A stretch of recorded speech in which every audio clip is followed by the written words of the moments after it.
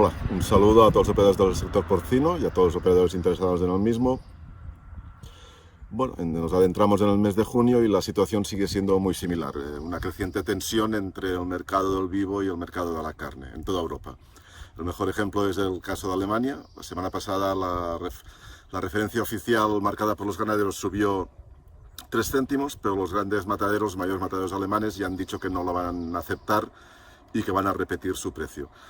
Los ganaderos insisten en que su oferta de cerdos es limitada y que los venden todos sin problemas, y los ganaderos indican que no hay ninguna posibilidad de repercutir precios al alza sobre la carne, con lo cual se niegan a aceptar nuevas subidas hasta que no se despejen o no lleguen nuevos impulsos al mercado de la carne. En España la situación es similar. Sigue habiendo demanda de cerdos, o más que demanda hay necesidad de cerdos, sea para cubrir el coste de producción de los mataderos, sea para aprovechar las últimas oportunidades de exportación sobre todo al sudeste asiático, a países como Vietnam, Corea, Filipinas. En cualquier caso, esta exportación no compensa el parón total que ha habido en las ventas a China. China no está comprando carne, está pasando precios muy bajos a nivel europeo.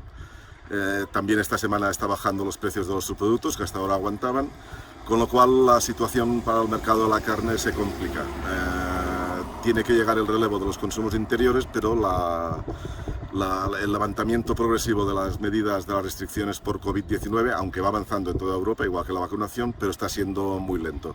Con lo cual, a los precios actuales el matadero ve complicado congelar y todo el mundo quiere vender en fresco, y el mercado europeo, sin ese plus de consumo estival que todavía no ha llegado por el tema de la COVID-19, pues los precios de la carne no pueden moverse porque hay mucha oferta en fresco.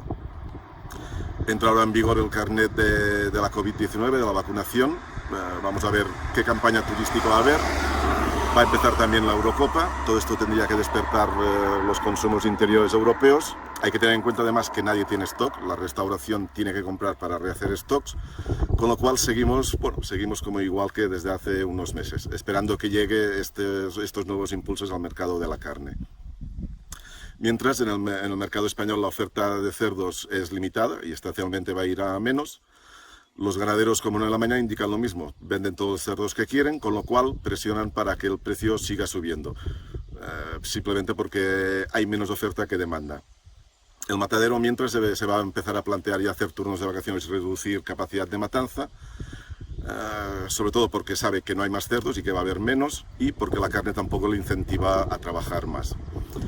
Con China desaparecida, está claro que lo que presiona más ahora es el amplio diferencial del precio del cerdo en España con el resto de Europa. Si no podemos exportar a China, toda esta carne tiene que quedarse dentro de Europa, y ahí hemos de competir con los precios más bajos del resto de europeos.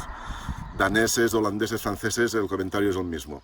China ha finalizado sus contratos y solo quiere renovarlos a precios mucho más bajos, con lo cual esta salida exterior de carne de Europa está cerrada, y mercados como el italiano, por ejemplo, empieza a estar bastante saturado de jamones, porque todo el mundo quiere vender allí. Con lo cual, pues seguimos como en estas últimas semanas, esperando que el consumo interior tome el relevo a la exportación, y preocupados por ese parón de la exportación a China, por ver si se alarga más o menos, o al final, si es cuestión de precio, va a mantener volúmenes a la salida del verano. Pero de momento tenemos un verano largo todavía por delante. Muchas gracias y un saludo.